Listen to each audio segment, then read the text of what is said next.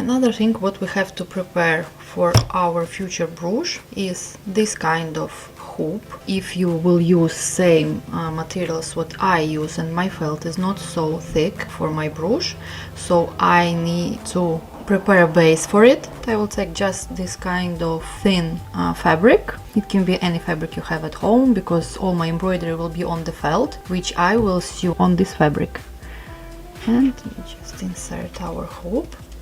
Then we have to make our fabric like a drum. It should be very tight. Just pull the fabric from every side. Make it nice and straight.